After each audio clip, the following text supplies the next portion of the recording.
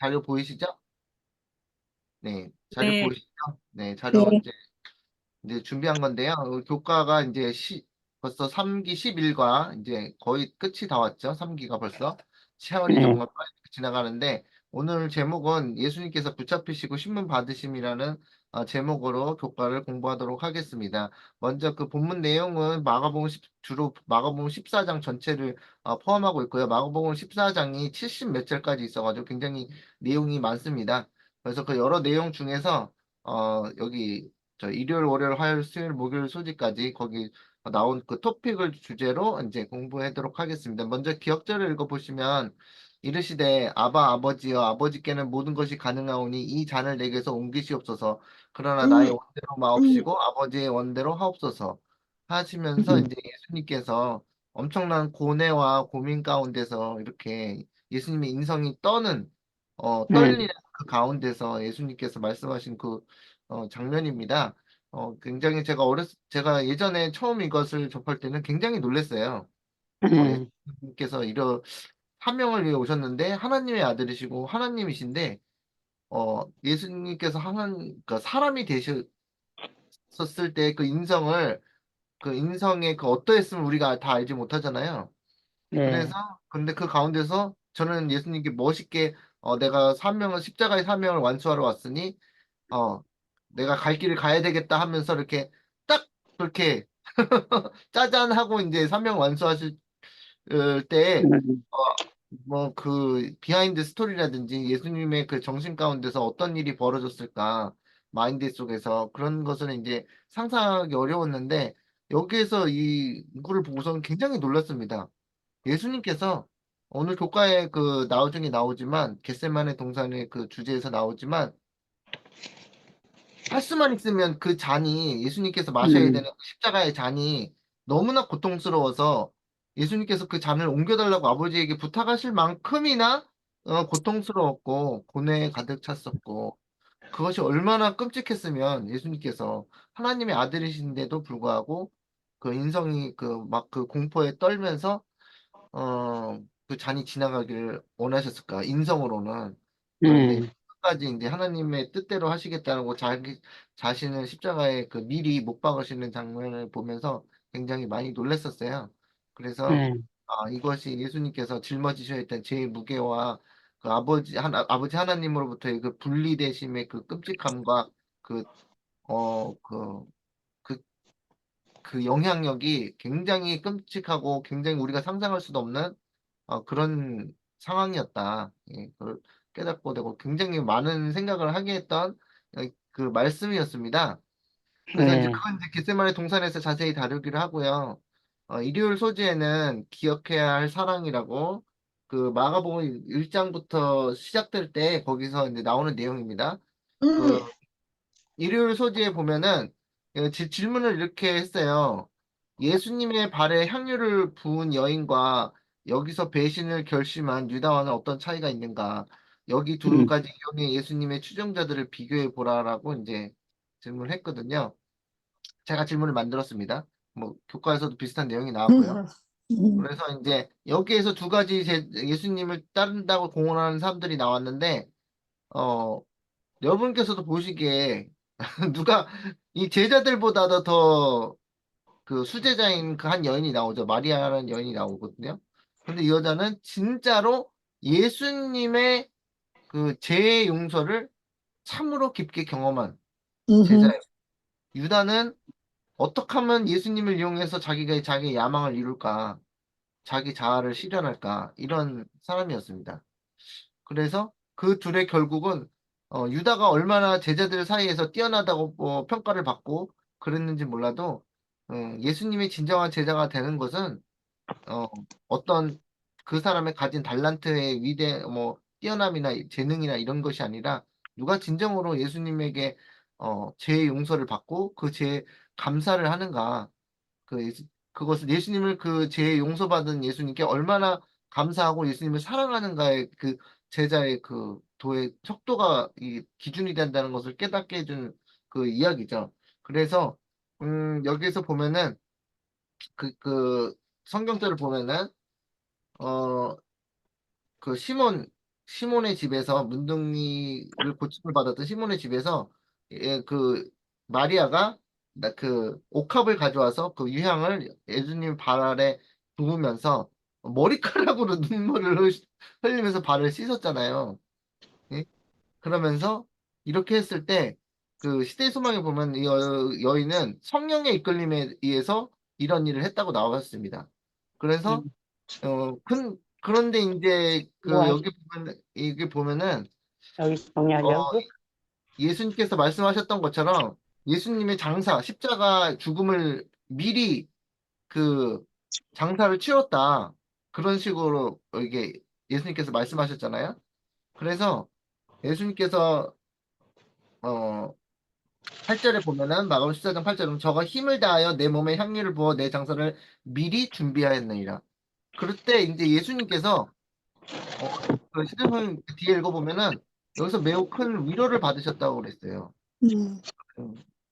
근데 이 여자는 예수님의 그 초대교를 세울 12기둥에 끼지도 못한 제자였어요. 그죠?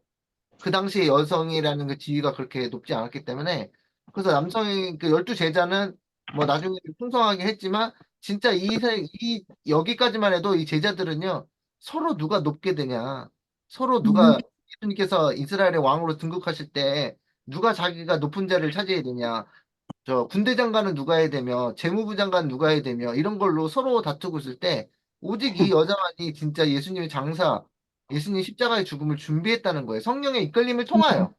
네. 그런데 예수님께서 이 여인을 통해서 위로를 받으셨다니까요. 십자가로 네. 가는 길에. 예, 뒤에 그 겟세마네 동산에서 읽어보겠지만 예수님께서 굉장히 큰 고뇌를 지실 때, 이 여자가 미리 예수님께서 하실 그 십자가의 공로를 제자들 아무도 모를 때 이 여자만 어프리시에이트를 하고 있었다는 거예요. 예수님께 감사하고 있었다는 거예요. 그래서 성령의 이끌림에 의해서 완전히 자세히는 몰랐지만 그래서 이 수제자가 마리아라고 생각합니다, 저는. 예. 예. 아니, 그 주인 대장님의 마음을 알아주는 사람이 이 여자밖에 없었거든요. 그래서 정말 이 수제자는 따로 있었다.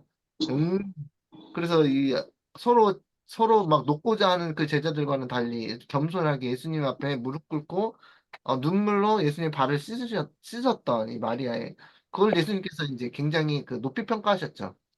예, 그래서 이게 제가 쓴 글입니다. 인류를 위해 십자가에 달리셔야 할 구세주의 발에는 못이 박히게 된다. 마리아의 헌신으로 인해 예수님께서 갈바리 십자가까지 인류의 구원을 위해 걸어가신 그 발에는 예수님의 사랑의 향기가 피어오르게 된다. 그래서 아멘. 아멘. 그 옥합을 쏟은 그 유향의 그 향기로요, 예수님께서 십자가 그 갈바리 언덕을 걸어가셨습니다. 십자가를 지고.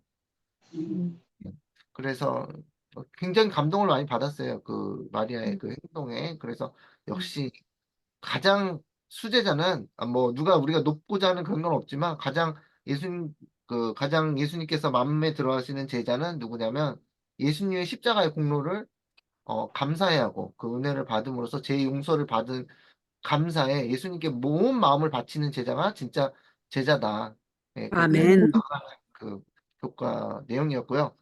그 제자들은 그랬죠. 유다는 여기서 반대로 제자들을 돌아보면 유다는 이 향유를 어찌하여 300데나리온에 팔아 가난한 자들에게 주지 않았냐고 말하였다. 이렇게 말하면 가난한 자들 생각함이 아니요 저는 도적이라 돈꾀를 받고 거기서 넣는 것을 훔쳐감이러라. 유다는 가난한 자를 동정하는 마음이 없었다. 만일 마리아의 향유를 팔아서 그 수입을 유다의 재산에 넣었다면 가난한 자들은 아무런 혜택도 받지 못했을 것이다. 그러니까 유다가 이렇게 비열하고 어떻게 보면은 전형적인 죄인의 모습이죠. 예? 그 위선이 가득한. 그래서 이제 유다는 굉장히 그 스스로 똑똑하다고 생각하고 스스로 유능하다고 생각하고 제자들로부터 가장 굉장히 높은 평가를 받고 스스로도 자타가 공인하는 가장 유능한 제자였지만 마음이 마리아에는 10분의 1도 100분의 1도 미치지 못하는 그런 수준이었습니다. 그래서 오히려 그것 때문에 재능과 유능함과는 상관없이 그의 마음이 예수님의 그 제자로서의 갖춰야 될 저걸 갖추지 못했기 때문에 예수님을 사랑함이 없었기 때문에 어, 결국에는 예수님을 파는 아주 비극적인 운명에 들어갔습니다. 근데 예수님께서 이제 그 마리아를 이제 커버해주는 장면을 제가 가져왔는데요. 굉장히 예수님의 정말 마음이 느껴지는 사과나 변명도 없이 마리아가 피하려고 할 때 주님의 음성이 들렸다. 가만 두어라. 너희가 어찌하여 저를 괴롭게 하느냐? 그분께서는 그녀가 당황하고 어려움에 빠진 것을 아셨다.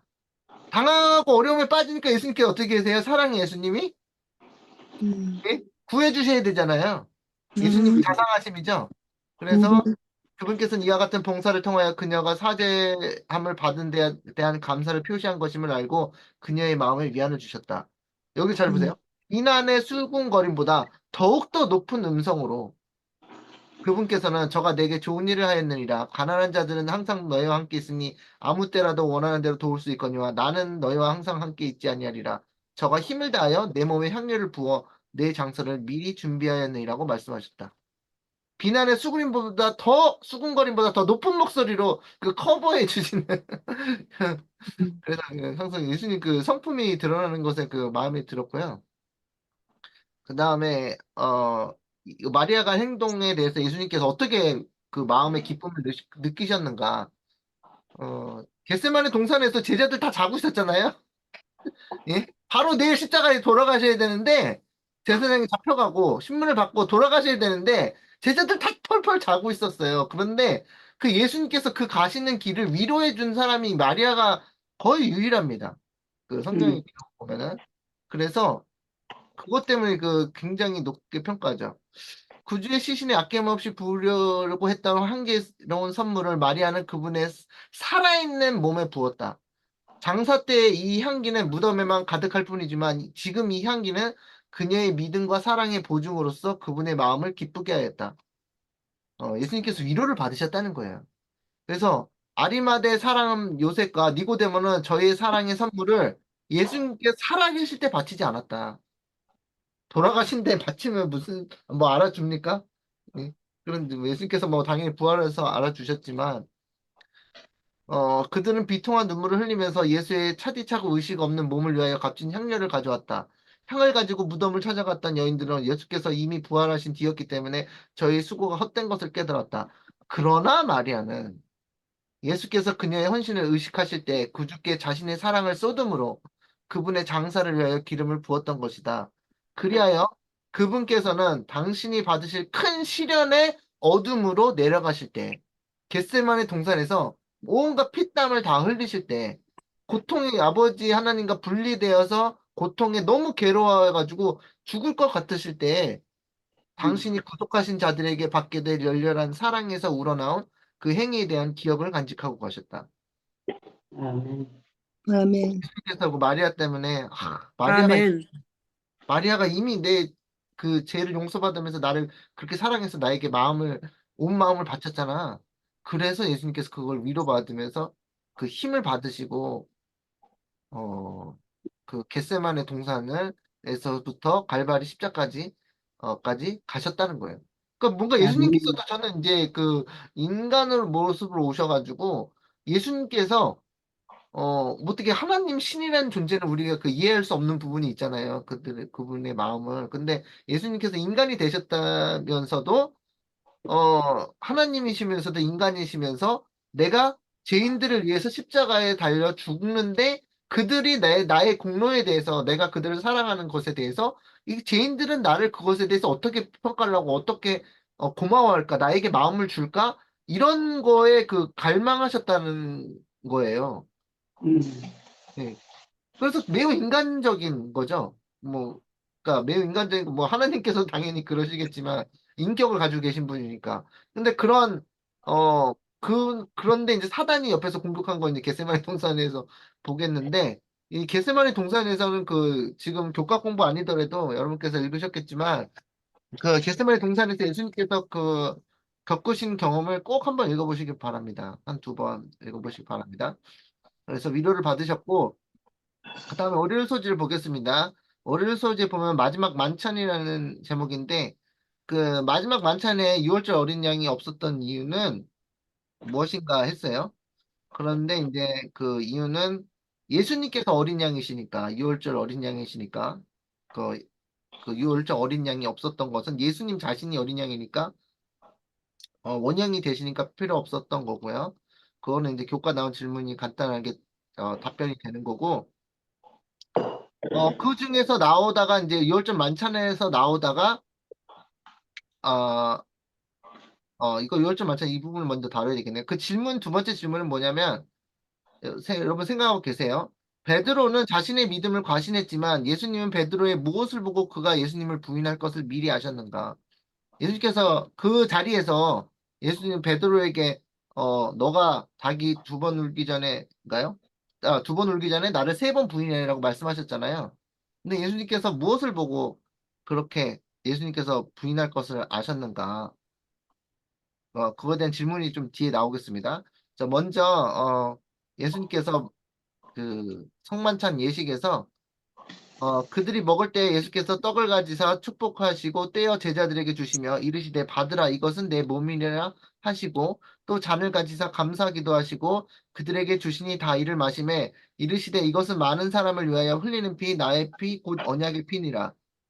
어 그래서 이제 성만찬 얘기에서 그 포도즙을 예수님 자신의 피로 비유하셨는데 이때까지도 제자들이 몰랐죠. 이때까지도. 그렇지. 뭐 주시니까 마시기는 마시는데 예? 포도즙을 마시는데 이게 왜 예수님 자신의 피라는 건지 이해를 못했어요. 그렇죠? 그런데 예수님께서 그들이 이해하던 안 하던 이게 끝에 나중에 결국 알게 될 거니까 예수님께서 그 언약의 피를 라고 이제 말씀하셨습니다. 그래서 상당히 이제 제자들의 이해와 말씀에 대한 복음에 대한 이해와 예수님이 가지셨던 이해, 예수님께서 제자들에게 깨닫기 원하시는 그 이해는 그 간극이 굉장히 컸다. 제자들은. 그런데도 예수님께서 이걸 다 진행하셨다는 거예요. 그 다음에 성만찬 예식이 이제 유월절과 성만찬 예식 그 관해서 그리스도께서는 두 제도와 그 의식에 따르는 두 큰 축제 사이의 전환점에 서 계셨다. 어, 흠없는 하나님의 어린 양이신 그리스도는 자기 자신을 속죄물로 지금 막 바치려고 하였으며 이렇게 함으로 그분은 4,000년 동안 당신의 죽음을 지적하여 온 예표와 의식의 제도를 끝내실 것이었다. 그분은 제자들과 함께 유월절을 잡수실 때에 당신의 큰 희생에 대한 기념이 될 예식을 유월절 대신으로 세우셨다. 그래서 유월절 그 절기 안식일에 대한 그 예식을 바꾸신 거죠. 성만찬 예식으로.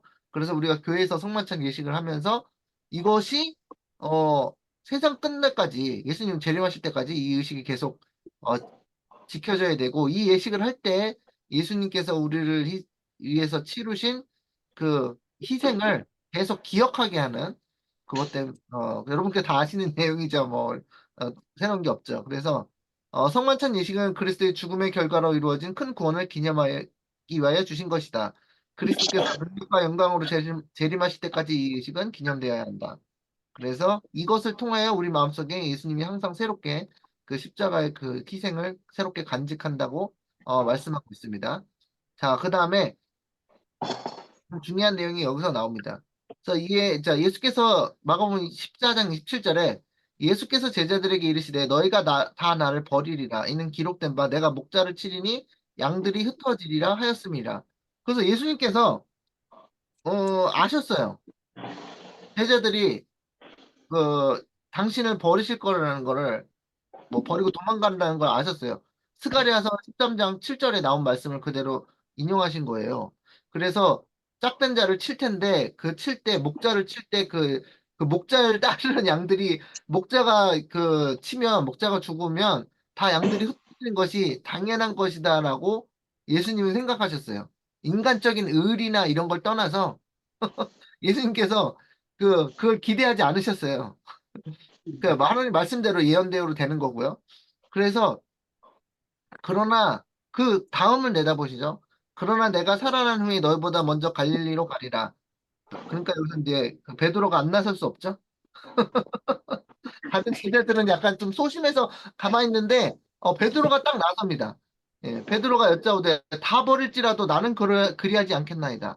제자들도 다 그렇게 얘기했는데 베드로가 그렇게 먼저 선수를 치니까 제자들도 뜨끔한 다음에 나도 충성을 맹세해야지라고 이제 충성을 맹세하잖아요. 근데 인간적으로 들으면 얼마나 든든합니까? 그렇지 않아요? 말로라도 그죠? 말로라도 죽어도 예수님을 버리지 않을 거예요라고 말로도 하는 것만 해도 되게 든든하잖아요. 근데 예수님께서는 그런 인간의 그 뭐죠? 그런 연약함. 인간의 그 뭐죠? 그냥 한 말에 그 인간이 자기가 책임질 수 없는 말을 하잖아요, 많이. 있잖아요. 맞아. 뭐 결혼할 때 그러잖아요. 여보, 나랑 결혼해주면 당신 나랑 평생 행복하게 해줄게. 막 어음수표 그냥 지키지 못할 약속을 남발하잖아요. 그런 것처럼 예? 이 베드로가 그런 지키지도 못할 약속을 남발했어요. 근데 실제로요, 베드로가 진짜로 얘기한 거예요, 진짜로. 그렇죠. 예. 그때 음, 근데 진짜로 얘기한 거긴 한데 자기 스스로가 그것을 지킬 수 없는 죄인이고 그런 인간이란 걸 몰랐던 거죠. 네. 근데 예수님께서는 그런 인간의 그 말에 속지 않으셨어요. 그래서 오히려 예수님께서는 어떻게 보면 예의가 없지요. 그렇게까지 말해주는데 그걸 꼭 그렇게까지 그 팩트로 받아치셔야 됐어요. 예수님 이렇게 할 정도로 냉정하게 예수님께서 사랑이 많으시긴 많으시지만 이 냉정하실 때는 그 진리에 관해서 냉정하십니다. 뭐라고 말씀하세요? 예수께서 이르시되 내가 진실로 내게 이르노니 오늘 이 밤 닭이 두 번 울기 전에 네가 세 번 나를 부인하리라. 그러니까 네. 베드로가 네, 그러신가요? 그런가요? 그런가요? 이렇게 하지 않고, 베드로가 저에 앉아요. 한마디 던집니다. 베드로가 힘있게 말하네. 내가 주와 함께 죽을지언정, 주를 부인하지 않겠나이다. 하고, 모든 제자도 이와 같이 말하냐. 모든 제자들도 지금 어떻게 해요? 어질 수 없죠. 베드로한테. 그래서 굉장히 인간적인 의리로 베드로는 진실로 얘기했습니다. 진심으로.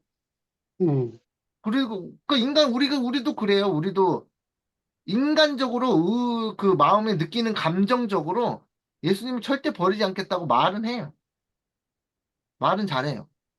그런데 여기서 그 아까 교과 질문이 예수님께서 이 베드로한테 이렇게 말씀하셨거든요. 진실로 이르노니 밤이 닭이 두 번 울기 전에 네가 나를 세 번 부인하리라. 예수님께서는 이미 베드로에 대한 그 베드로가 어떤 사람인지를 이미 아셨거든요. 수년 동안 그렇죠. 같이 지내면서. 그런데 예수님께서 이렇게 말씀하신 데는요, 이유가 있습니다.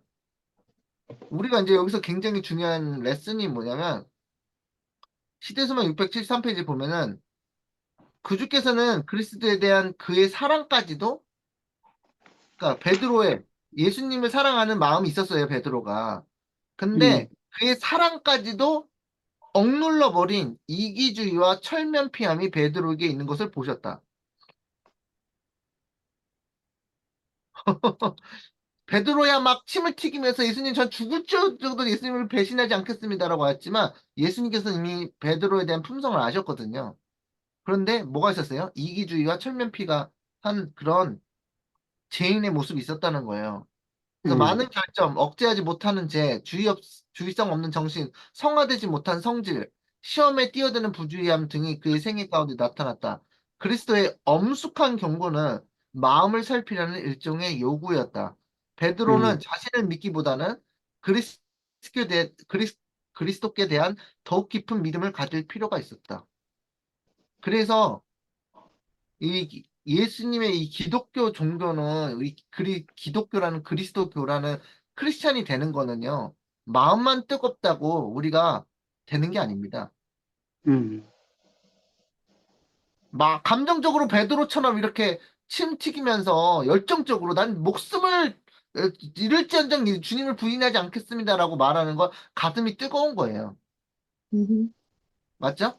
우리가 네, 감정적으로 예수님에 대해서 예수님 너무 사랑합니다. 예수님 저를 사랑하세요. 그 마음을 예수님께서 뭐 무시하지는 않으시지만 그 진실된 마음을 예수님께서 받으시지만 그렇다고 해서 예수님이 모르시는 게 아니에요. 우리의 진짜 우리가 그렇게 진짜 우리가 말한 대로 지킬 수 있는지 이거는 마치 그 이스라엘 백성이 그 시내산에서 하나님과 시내산에 강림하신 예수님과 그 언약을 맺을 때, 옛 언약을 맺을 때, 십계명을 반포하시고 언약을 맺을 때 백성들이 막 웃어 떨면서 우리가 주의 말씀대로 그 행하겠나이다 하고 언약을 맺었는데 덜커덕 맺었는데 그들이 그 언약을요 십계명 언약을요 지킬 수가 없었어요. 바로 금송아지 만듭니다. 바로. 음, 그게 이제 인간의 연약성이라는 거예요. 인간의 죄인의 연약성. 그래서 예수님께서는 그걸 보셨기 때문에 베드로가 아주 감동스럽게 어떻게 보면 의리가 제일 있는 사람이라고 볼 수 있죠. 의리. 남자로서의 의리. 예수님 제가 죽어도 예수님은 배신하지 않겠습니다. 실제로 베드로는 어느 정도였냐면 막 말고의 종을 칼로 자를 정도로 말고의 종이래. 대제사장의 종 말고의 귀를 자를 정도로 그렇게 용감하게 대담하게 나섰던 사람이었거든요.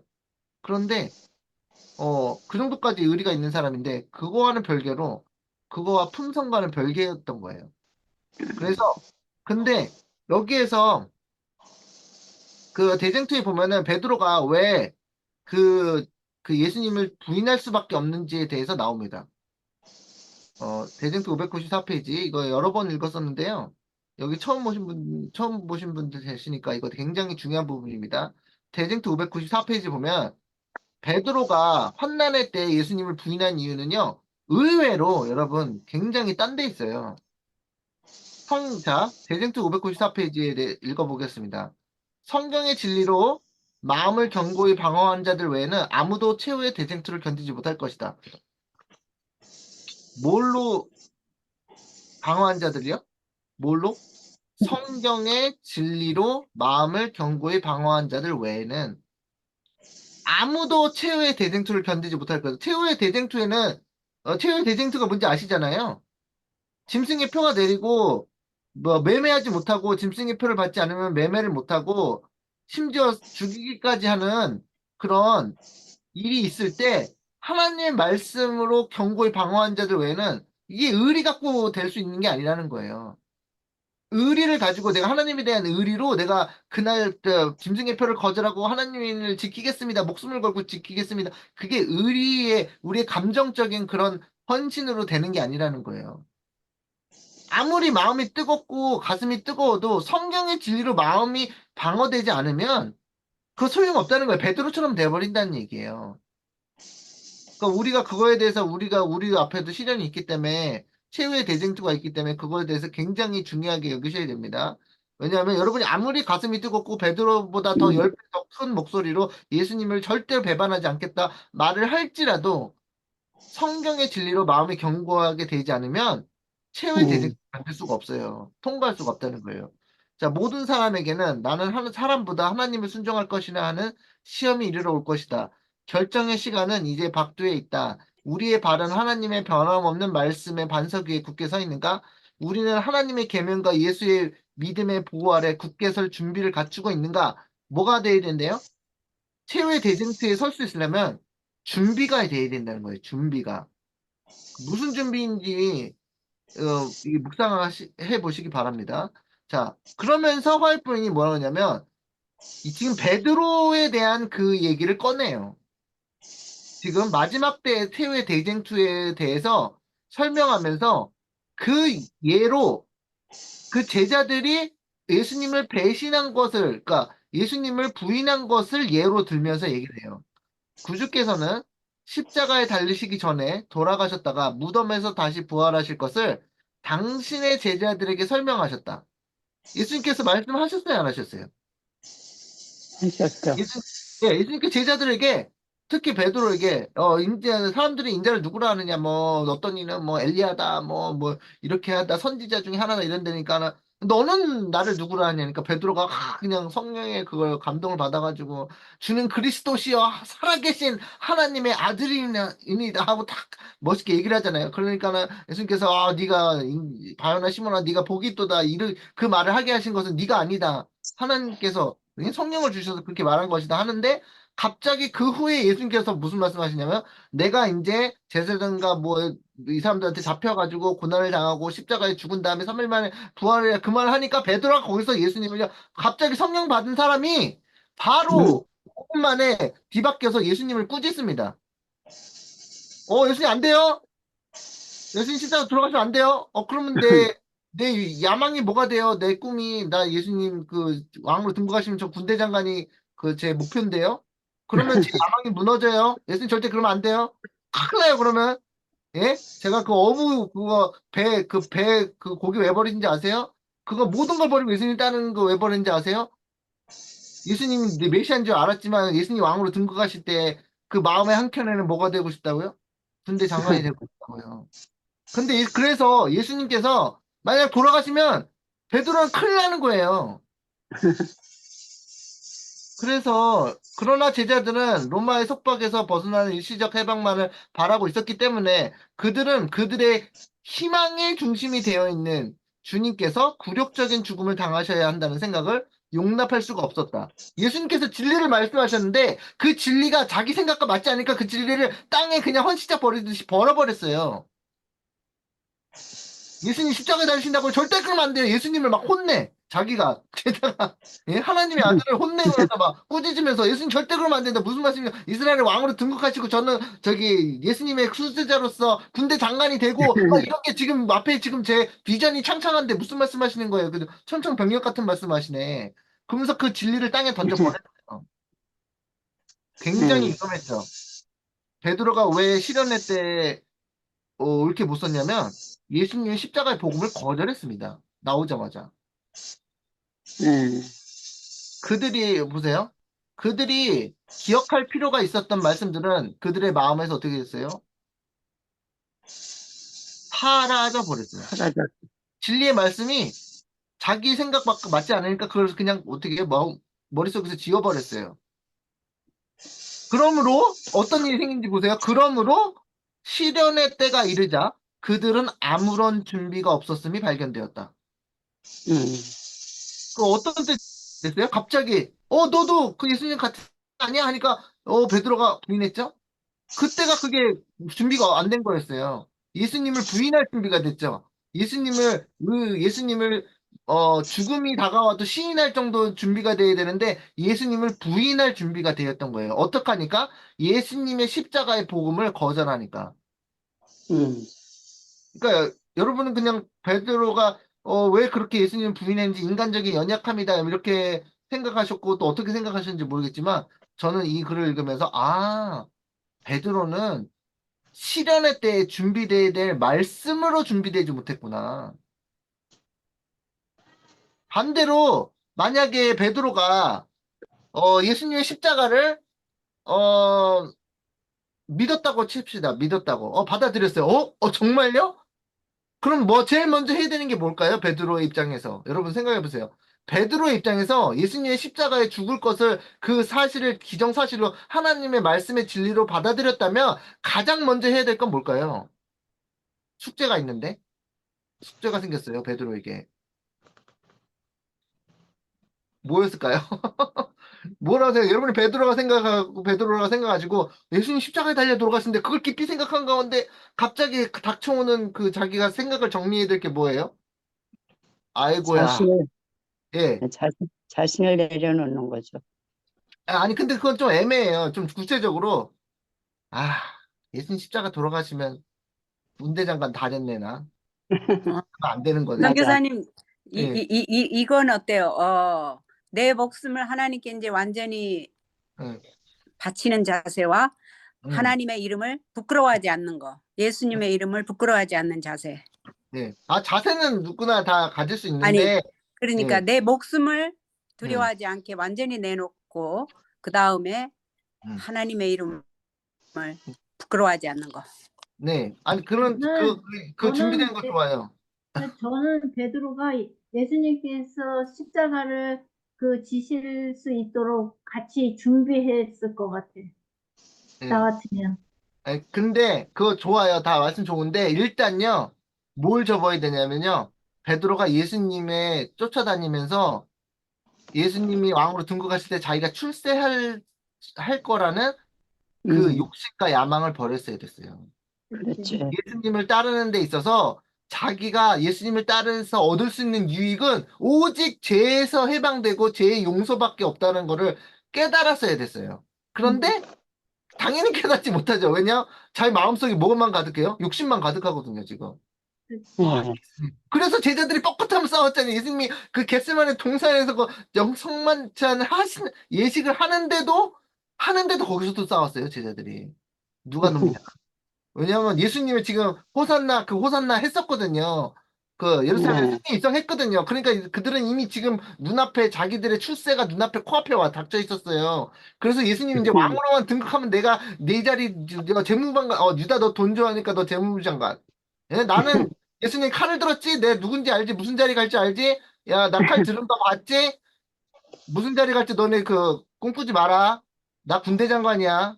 이렇게 칼 들면서 그죠? 그래서 벌써 그 김치 국물을 시원하게 마시고 있었어요. 그런데 예수님께서 십자가에 돌아가실 거라는 건 벌써 1년, 2년 전에 말씀하신 거거든요. 예. 그러니까 그 십자가의 복음에 그 예수님께서 십자가에 달려 죽을 거다. 그 말씀을 하시는 그 배경 속에는 너희가 예수님을 쫓아오면서 십자가 외에 너희의 죄를 용서하는 너희의 죄를 구속하는 십자가의 공로 외에는 아무것도 바라지 말라는 예수님의 그 명확한 예언적인 메시지가 들어가 있었는데 베드로는 그걸 버리지 않았던 거죠. 그러니까 사단이 아이고 박수를 치면서 야 이제 좋았어. 잘하고 있어. 그랬겠죠? 그래서 여기 보시면 그들이 기억할 필요가 있었던 말씀들은 그들의 마음에서 어떻게 됐어요? 사라져 버렸어요. 그러므로 당연하게 어떤 일이 생기냐? 그러므로 말씀이 마음에서 사라지니까 그러므로 실현의 때가 이르자 그들은 아무런 준비가 없었음이 발견되었다. 그러니까 실현을 통과를 못하죠. 그래서 화이트님이 이거 굉장한 그 핵심적인 포인트를 지적한 겁니다. 예수님의 죽음은 마치 그분께서 그들에게 미리 경고하시 아니하신 것처럼 그들의 희망을 완전히 깨뜨려 버렸다. 완전히 깨뜨려 버렸어요. 그러니까 예수님께서 그걸 걱정하시는 거예요. 얘네들이 자꾸 출세를 하려고 그래. 날 쫓아다니면서 유다도 그렇고 뭐 베드로도 그렇고 다 출세를 근데 그러니까 내가 얘기해 주잖아. 나 십자가에 달려 죽을 거라고. 그거 버리라고 얘기해 주잖아. 근데 안 버려요. 그러니까 그날 닥친 거예요. 그날 사단이 안 버려? 좋았어. 바로 그거야. 그날 시련이 딱 닥치니까 바로 준비 안 되고 욕을 하면서 예수님을 저주하면서 부인하는 겁니다. 사단이 물개 박수를 쳤죠. 물개 박수를. 아주 잘했어. 바로 그거야. 그래서 예수님은 분명히 그 시련을 이겨낼 수 있는 말씀을 주셨어요. 예수님이 구원의 말씀을 주셨다니까요. 시련의 때 견딜 수 있는 미리 말씀을 주셨다니까. 나 십자가에 죽을 거야. 너네 그거 접어. 그거 접었으면 이런 일이 안 생겨요. 이런 불상사가. 근데 그걸 안 접고 자신의 그 죄된 욕망을 안 접고 예수님을 자신의 출세의 도구로 사용하려는 그런 죄가 그걸 끝까지 품고 있으니까 나중에 사단이 기다렸다가 아주 그 올감이 아주 딱 걸리게 준비했다는 겁니다. 그래서 근데 이거를 화이트분이 왜 얘기했냐면 그리스도의 말씀으로 제자들에게 미래가 펼쳐졌던 것처럼 우리 앞에는 예언으로 미래가 분명히 펼쳐져 있다. 음. 베드로에 대한 얘기만이 아니에요. 하나님의 백성도 시련의 때를 견디기 위해서 예언의 말씀을 미리 알려주시는 거예요. 앞으로 일어날 일을. 그게 도움이 될까요? 예. 그게 도움이 될까요? 안 될까요? 자, 은혜의 시기의 끝과 환난에 대한 중요한 준비에 관련된 사건들이 분명히 제시되어 있다. 그러나 많은 사람들은 마치 이 중요한 진리들이 그들에게 전혀 계시되지 않았던 것처럼 그것들을 깨닫지 못하고 있다. 베드로네. 음. 사단은 맞아요. 사람들에게서 구원에 이르는 지혜가 될 영향력을 모두 빼앗아 버림으로 그들이 왜 빼앗냐면요. 하나님 말씀 왜 빼앗냐면요. 하나님의 백성들에게 예언의 말씀을 왜 빼앗냐면요. 그들이 환난에 대해 준비되지 못하게 하려고요. 음. 음. 아주 중요한 부분입니다. 아주 중요해요.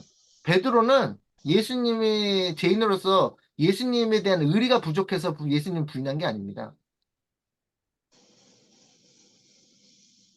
그냥 베드로는 허풍이 심해서 좀 나서기 좋아하고 그런 성격 때문에 예수님을 부인한 게 아니에요.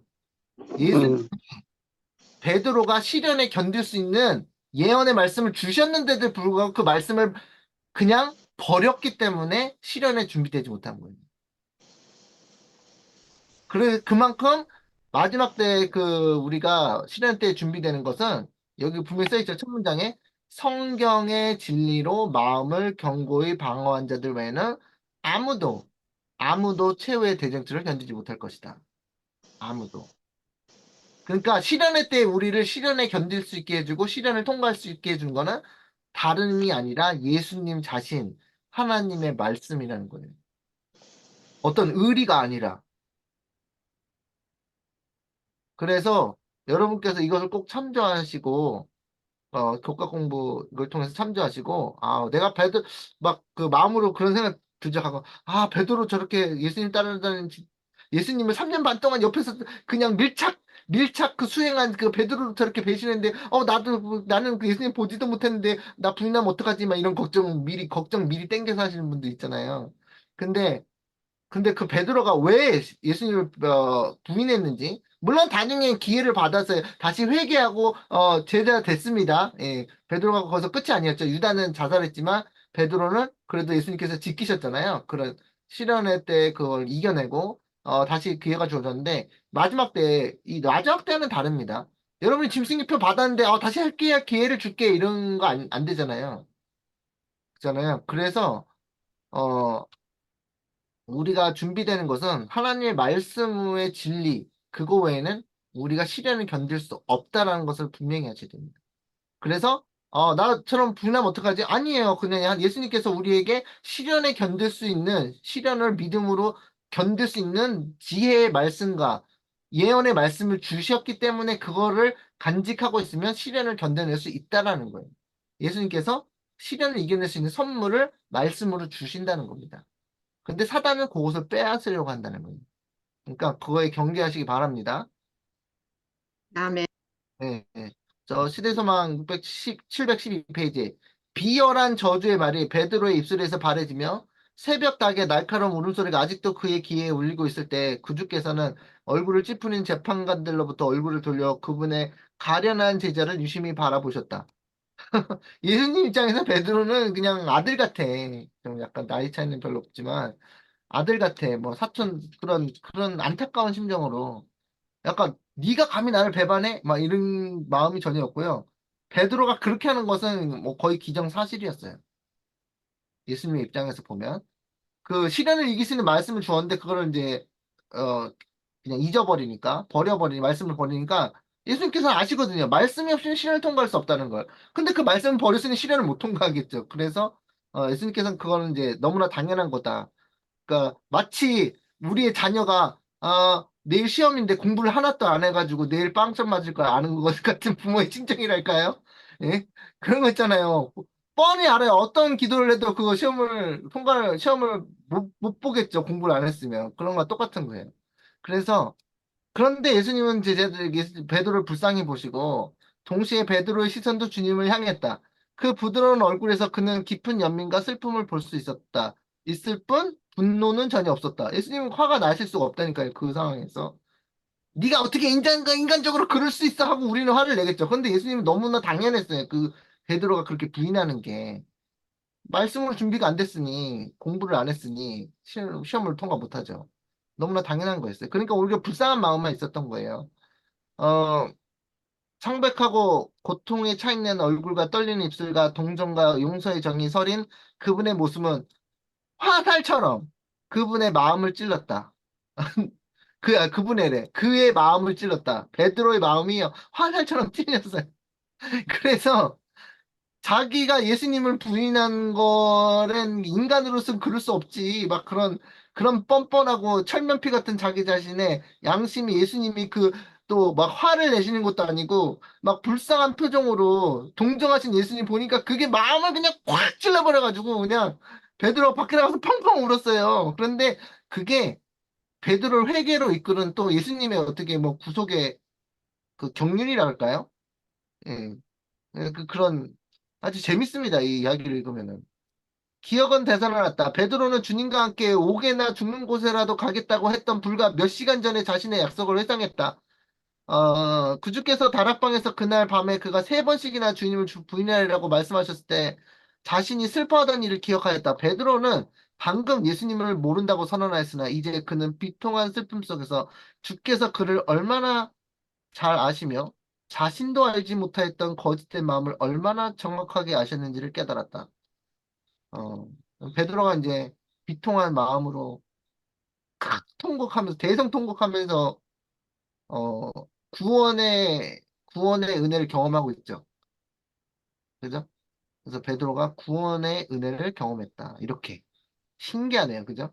사단이 베드로를 그냥 잡아뜨려 가지고 깔깔거리면서 좋아할 때 예수님은 오히려 그 불쌍한 눈빛으로 연민의 눈빛으로 베드로에게 양심을 찌른 그런 예수님의 그 아름다운 그런 사랑의 눈빛을 통해서 베드로를 회개로 이끌고 계셨고 구원으로 이끌고 계셨습니다. 자, 이런 거 보면 정말 예수님의 구속의 그 경륜이 굉장히 놀라운 걸 알 수 있어요. 여러분께서 그렇게 느끼시는지 모르겠지만 그렇게 느끼십니까? 참 예수님께서 구원에 하시는 예수님. 자, 누가복음 22장 31절에 이렇게 예수님께서 말씀하셨습니다. 미리 아시고 예수님께서 작정하시고 말씀하시는 거 보세요.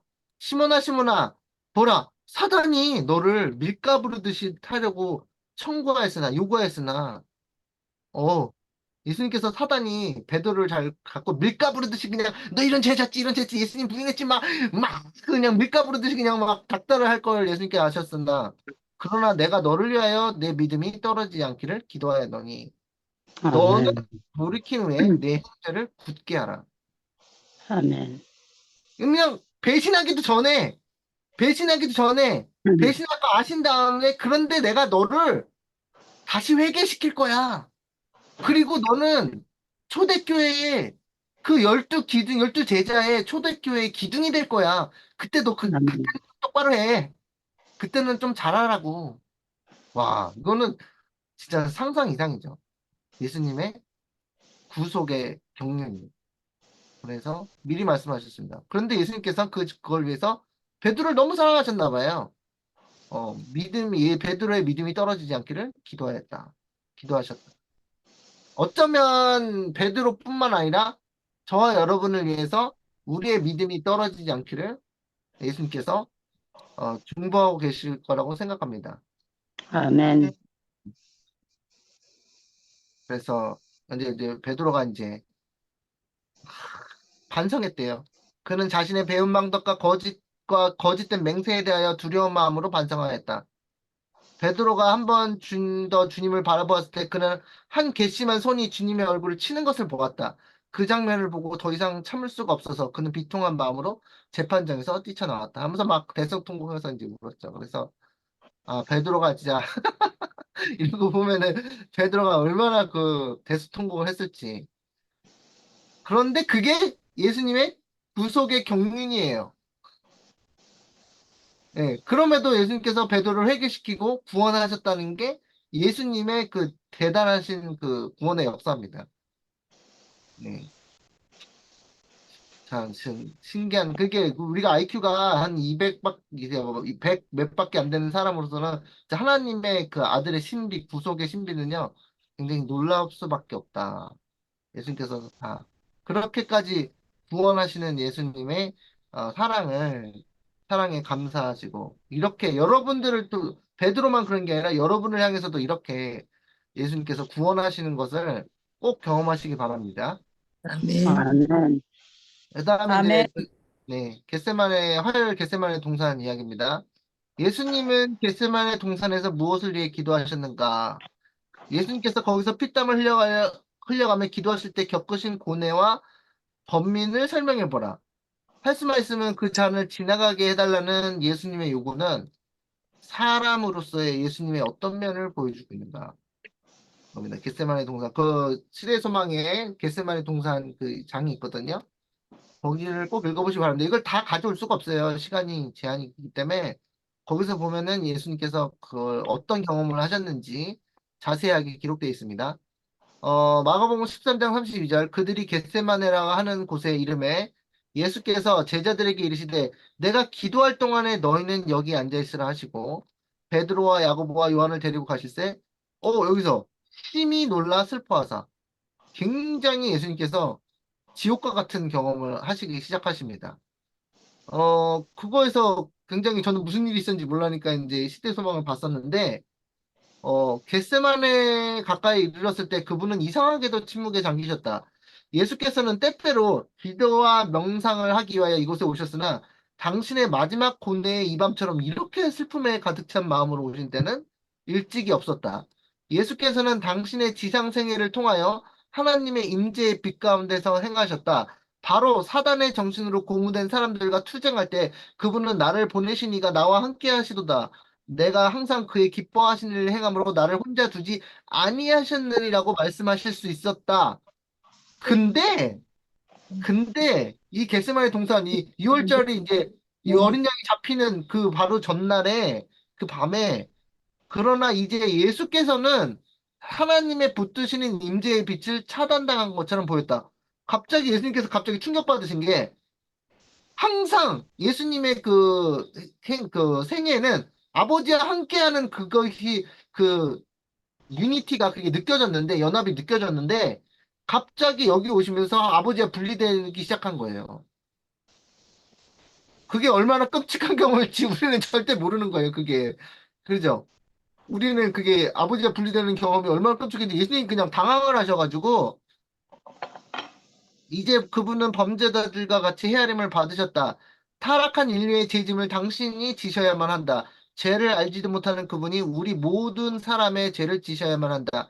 제가 그분에게 매우 무섭게 보일 만큼 그분이 지셔야 하는 죄악의 무게는 크며 그분은 이것이 당신을 아버지의 사랑에서 영원히 쫓아내지는 않을까 염려하도록 유혹받는다. 범죄에 대한 하나님의 진노가 얼마나 무서운가를 깨달으시고 예수께서는 내 마음이 심히 고민하여 죽게 되었다고 부르짖으신다. 이걸요? 예수님처럼 직접 경험하지 않으면 몰라요, 이거를.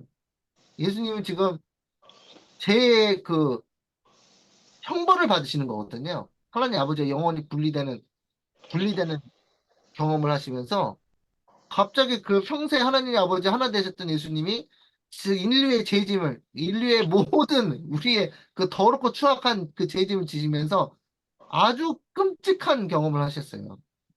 그러니까 예수님께서 막 쓰러지신 겁니다. 근데 거기서 제자들이 사단이 얼마나 잘 준비를 했냐면 제자들이 거기서 또 꿀을 걸면서 시컷 자요 또.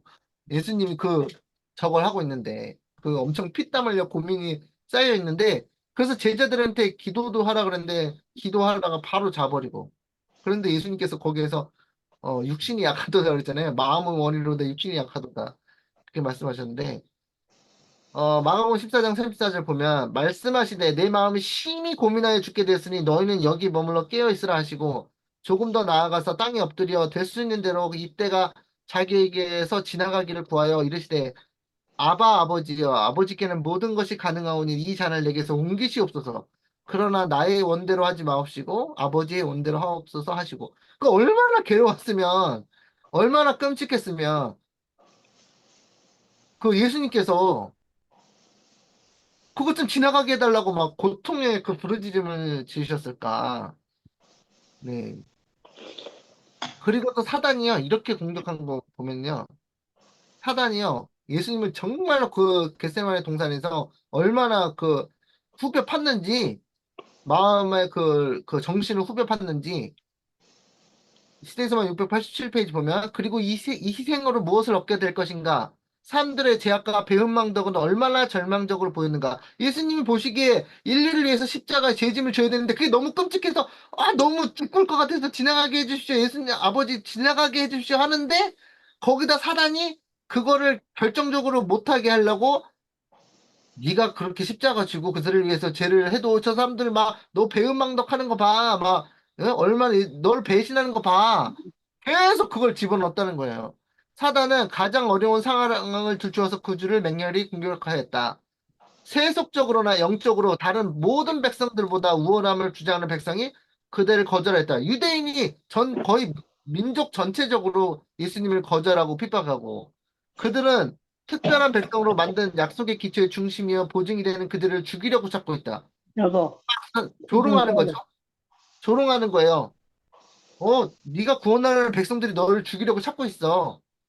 그대의 교훈을 듣고 교회 활동에서 선두를 차지하고 있던 제자 중에 하나가 그대를 배반할 것이다. 사단이 준비 잘했죠? 제자 중에 하나가 배신하는데 너 이거 참을 거야? 예수님한테. 응? 또 그대를 가장 열심히 따르던 자 중에 하나가 그대를 부인할 것이다. 베드로 얘기죠? 예, 베드로 얘기죠? 베드로 사단이 준비 잘했어요? 이 날을 위해서 준비 잘했어요? 사단이? 굉장히 잘했죠? 그리스도의 온 영혼은 그 모든 사람이 그대를 버릴 것이다. 십자가에 못 박아서서 못 박아서서 못 박아서서 막 모든 군중이 소리치고 그냥 예수님은 그냥 정신을 그냥 완전히 그 그냥 멘탈을 붕괴시키기 위해서 그냥 그 사단이 얼마나 그 준비했는지 모릅니다. 그리스도의 온 영혼은 그 생각을 몹시 싫어하였다.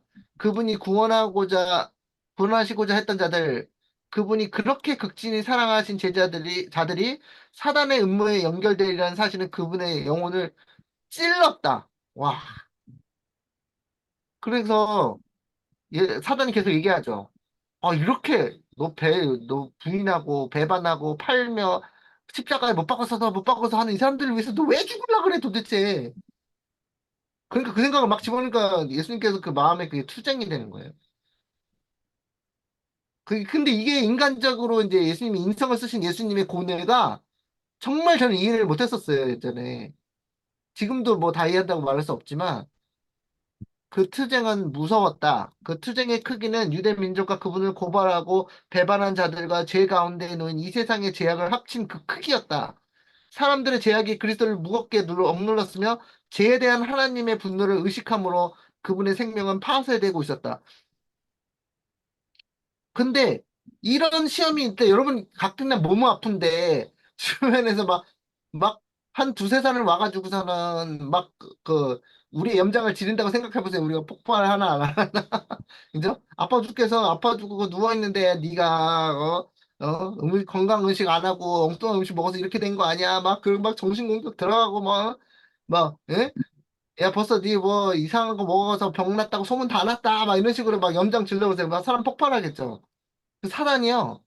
굉장히 준비 잘했습니다. 네. 그런데 그 뒤에 여기 읽어보시면은 예수님께서 그 무슨 생각을 하셨냐면 내가 이거 너무 끔찍해서 진행하고 싶은데 너무 끔찍해서 이 잔이 진행하고 싶은데 인성으로서 인간으로 받아들일 수 없는 고뇌와 그 고통 가운데서 진행하고 싶은데 내가 여기서 스탑하면 여기 나머지 지금 이 죄인들은 어떻게 하냐 다 멸망당할 텐데 하면서 사랑으로 극복을 해요. 사랑으로.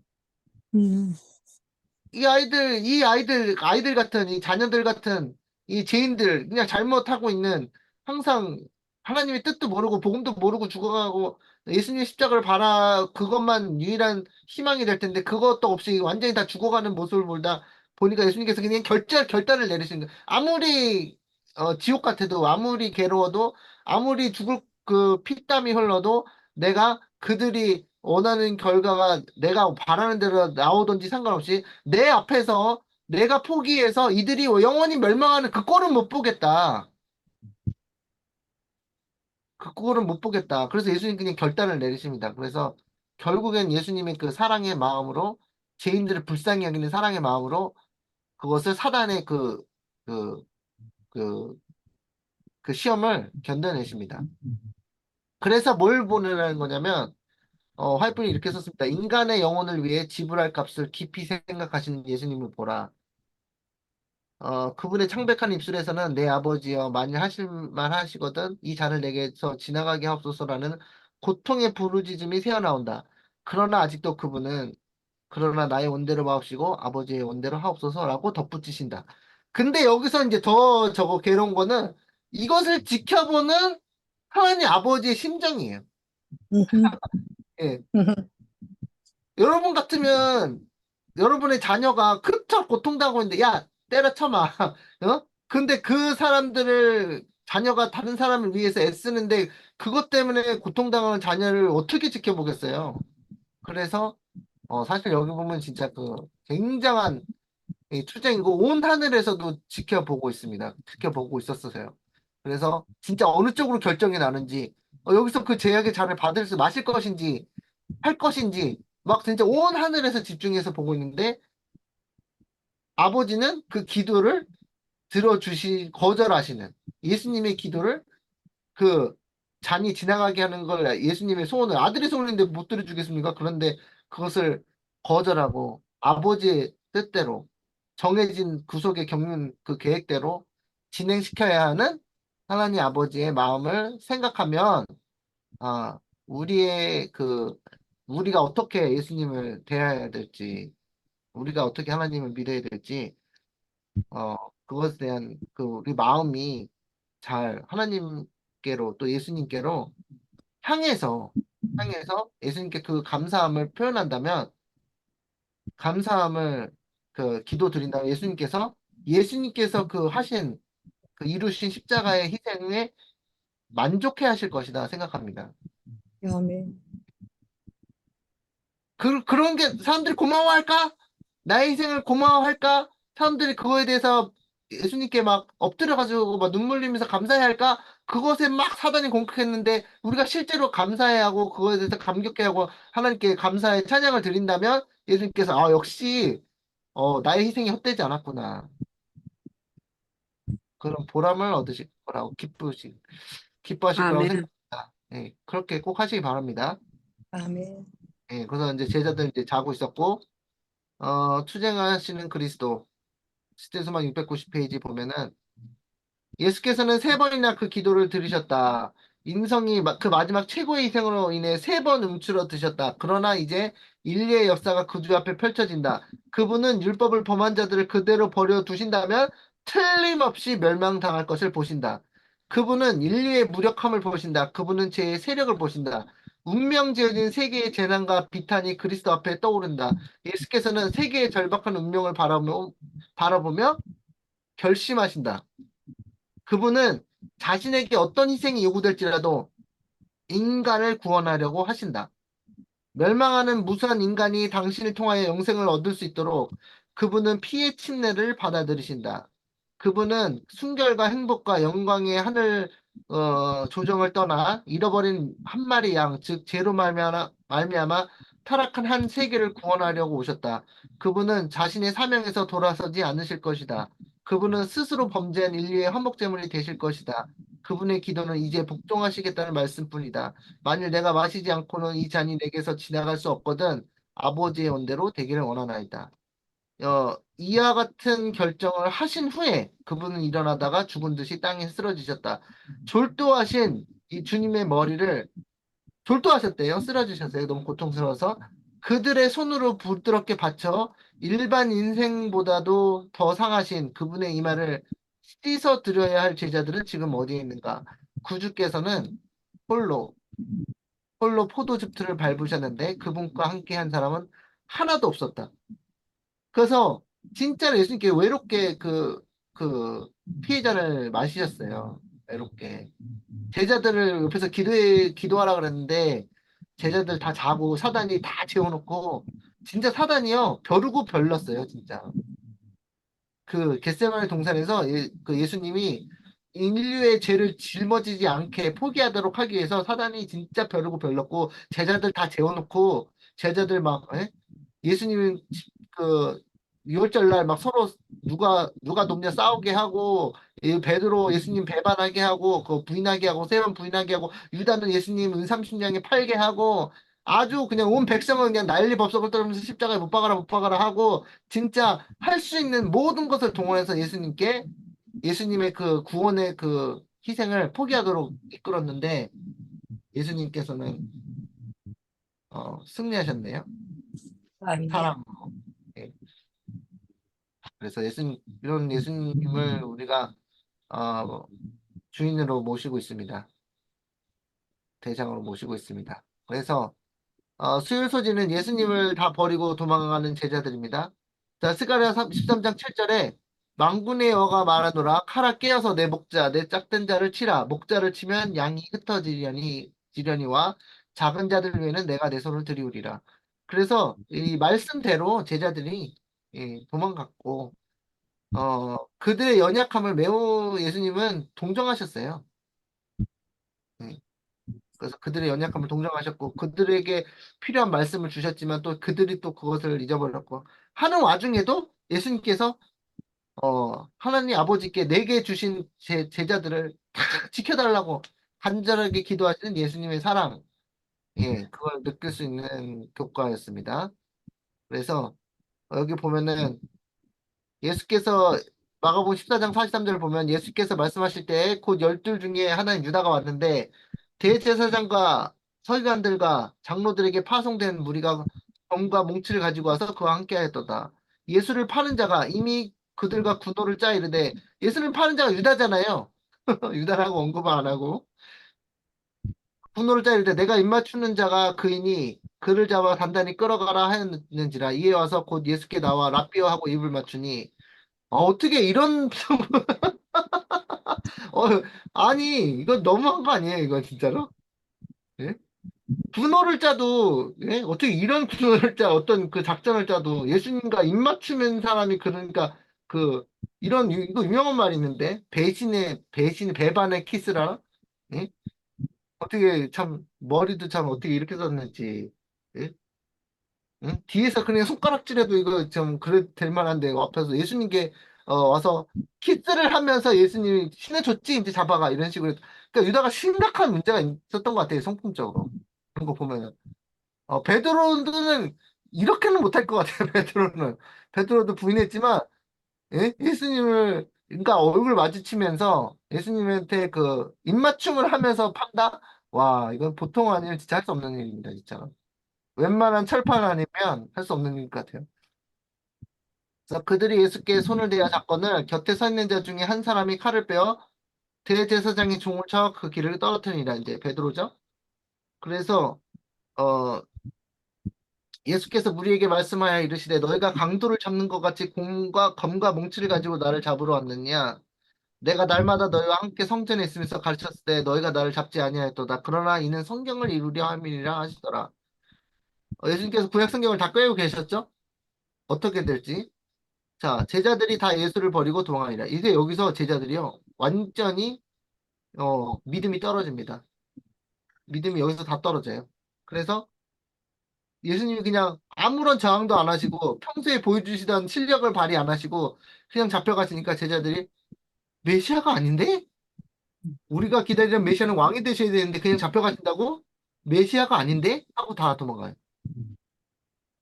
그래서 유다의 배신에 대해서 이렇게 얘기하고 있습니다. 유다는 본래 돈에 대하여 강한 애착을 가지고 있었으나 이런 일을 할 만큼 항상 부패했던 것은 아니다. 그는 악한 탐욕의 정신을 길러서 마침내 그것이 그의 생애와 동기를 지배하게 했다. 어, 악한 탐욕의 정신을 양육을 했대요. 마음에 탐심의 정신을 물을 주고 비료를 줘가면서 자신의 탐욕의 정신을 키워냈대요. 그래서 그것이 열매를 맺어서 그것이 생애를 지배하게 했대. 돈에 대한 애착이 그리스도께 대한 그의 사랑을 능가했다. 그는 한 가지 죄의 노예가 됨으로 인해 자신을 사단에게 넘겨주어 그같이 깊은 죄까지 빠지게 되었다. 여기서 그 유다의 배신을 통해서 알 수 있는 것은 부자 법관에게 말할 것처럼 그 부자 법관에게 너가 한 가지 부족한 게 있다고 그랬잖아요. 근데 유다에게도 진짜 한 가지 그 뭐 여러 가지가 부족할 수도 있는데 한 가지 부족한 게 있다면 그 한 가지 부족한 그 돈에 대한 탐심이 그것의 노예가 되면서 사단에게 완전히 점령당하면서 예수님을 근데 그렇게 또 많이 받고 판 게 아니에요. 또 은 30냥에 노예의 값으로 그냥 팔아버렸습니다. 그러면서 유다는 또 잔머리도 굴렀죠. 이외에도 읽어보면 유다가 이제 예수님을 이렇게 코너로 몰아야지 예수님께서 능력을 발휘하시겠지 하는 그 잔머리도 굴렸거든요.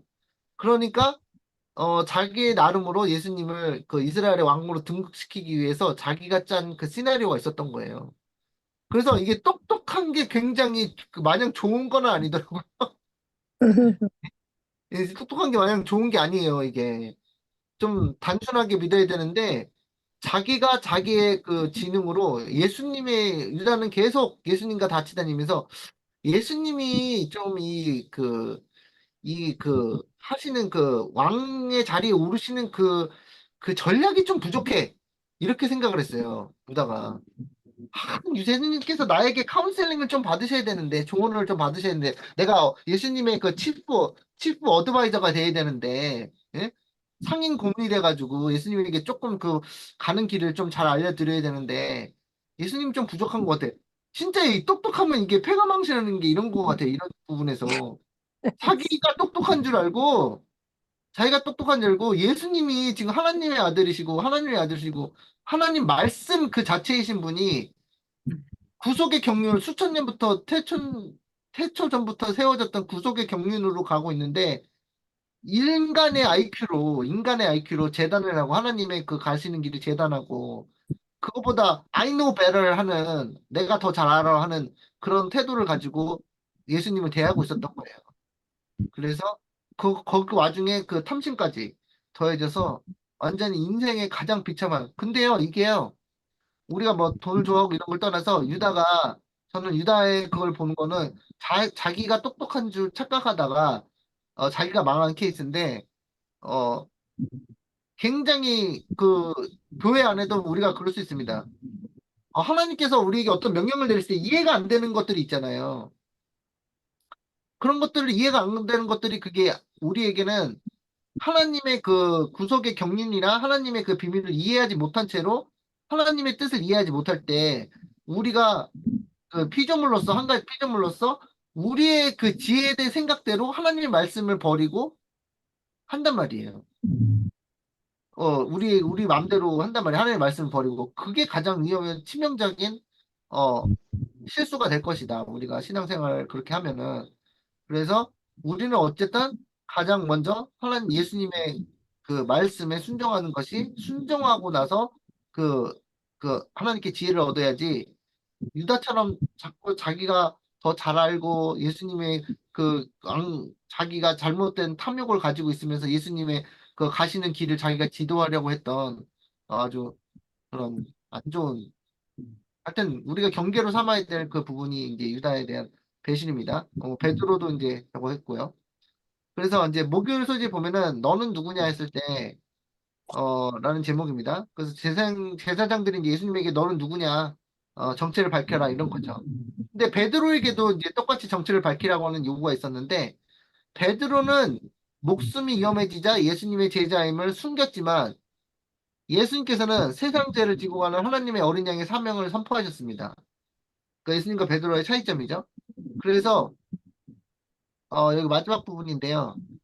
오늘 시대수망 706페이지 이렇게 되어 있습니다. 마침내 가야바는 그의 오른손을 하늘로 향하여 들고 엄숙한 선세의 형식으로 다음과 같이 예수님에게 말했다. 내가 너로 살아계신 하나님께 맹세하게 하노니 내가 하나님의 아들 그리스도인지 우리에게 말하라. 딱 그렇게 아주 오피셜하게 딱 그 질문을 했어요. 그런데 예수님께서 이런 요청에 그리스도께서는 잠잠히 계실 수 없었다.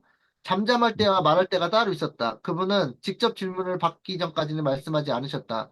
지금 대답하는 것은 당신의 죽음을 확실하게 하려는 것 사실을 아셨다. 그러나 그 요청은 민족에 공인된 최고의 권위와 지극히 높으신 이의 이름으로 행해졌다. 그분은 당신의 품성과 사명을 분명하게 선언하셔야 했다. 예수께서는 제자들에게 누구든지 이 사람 앞에서 나를 시인하면 나도 하늘에 계신 내 아버지 앞에서 저를 시인할 것이오라고 말씀하셨다. 이제 그분은 자신의 모본으로서 그 교훈을 반복하셨다. 예수께서 네가 말하였느니라고 대답하실 때 모든 사람이 그의 말씀에 귀를 기울였고 모든 사람의 눈이 그분의 얼굴에 집중되어 있었다. 예수께서 덧붙여서 그러나 내가 너희에게 이르노니 이후에 인자가 권능의 우편에 앉으신 것과 하늘 구름을 타고 오는 것을 너희가 보리라고 말씀하실 때 하늘의 빛이 그분의 창백한 얼굴을 비추는 것처럼 보였다. 여기에서 예수님은 내가 그리스도다 말하는 하나님의 아들 그리스도라고 명백하게 선언하면요. 이제 바로 십자가예요. 여기서. 근데 예수님께서는 말씀과 복음을 아시니까 복음에 대한 말씀을 실현시키러 오셨으니까 그 말씀과 그 예언과 그 복음의 십자가의 복음을 실현시키는 데 있어서 하나의 그 여기에 지금 흔들림 없이 내가 그 사명을 가지고 왔다. 내가 그리스도다라고 딱 정확하게 그 밝히심으로써 자신의 이제 목숨이 이제 그 한마디로 이제 날아간 거죠. 그 신성 모독으로 이제 죄로 적어도 십자가형으로 처해지는 그걸로 날아가면서 당당하게 예수님께서 그 선포하셨습니다. 예수님의 십자가 사명을 선포하시고 예수님의 그 성품을 품성을 나타내셨어요. 근데 그와 반대로 준비되지 않은 베드로는 당연히 뭐 예수님과 베드로와 비교를 할 수 없지만 베드로는 거기서 누구냐 너 예수님 제자 아니냐 할 때 복음을 깨닫지 못하니까 예? 자신이 그 복음을 깨달았다면 당당히 나는 그 이제 세상 죄를 지고 가는 하나님의 어린 양이 되실 분의 이 수제자다 여기서 했으면 인정했을 거예요 예수님이. 그런데 여기서 베드로는 그 사명 십자가의 사명과 초대교회가 세워질 그 자신의 그걸 깨닫지 못했기 때문에 어 예수님을 저주했죠. 그래서 여기가 대조적으로 나타난 부분입니다. 그래서 우리 독가를 그 진행했는데 벌써 1시간 20분이 지났네요. 쉴 새 없이 달렸는데 시간이 1시간 20분이 갔어요. 그래서 오늘 그 교과를 보면서 어, 예, 우리가 저를 묵상하게 했던 것은 여러분께서 묵상하셨겠지만 겟세마네 동산에서 예수님께서 십자가를 지는 거 그 나아가시는 길 결코 쉽지 않은 거였다.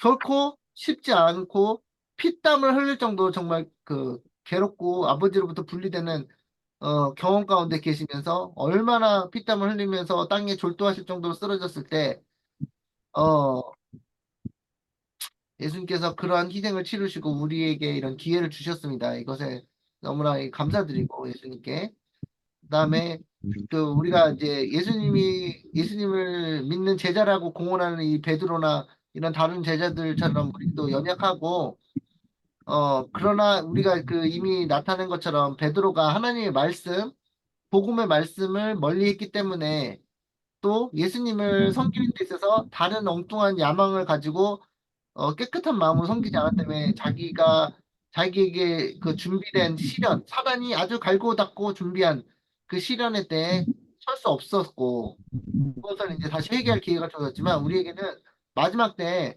짐승의 표냐, 하나님의 일이냐, 먹고 사는 문제, 사고 팔지 못하게 하고, 짐승의 우상에게 절하게 하고, 절하지 않는 자는 다 죽이게 하더라는 그런 끔찍한 그런, 환난, 작은 하나님과 야곱의 하나님 큰 하나님이 있을 때 거기에서 믿음으로 우뚝 설 수 있게 되는 것은 오직 오직 그리스도 하나님의 아들의 말씀뿐이 우리를 거기서 승리로 이끌 수 있고 그래서 여러분께서 그 날에 믿음으로 승리하시기를 바라고요. 저도 거기 승리하는 자리에 서시기 바라고요.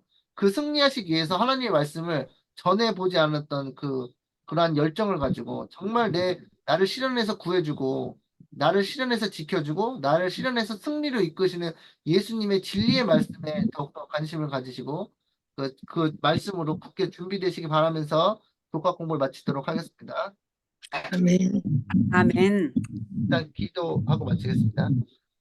하늘에 계신 하나님 아버지 이 시간 주님의 말씀을 사모하는 우리 주님의 형제 자매들 모여서 이렇게 주님의 겟세마네 동산에서 겪으셨던 예수님의 마음을 조금이나마 들여다볼 수 있게 도와주시니 감사합니다.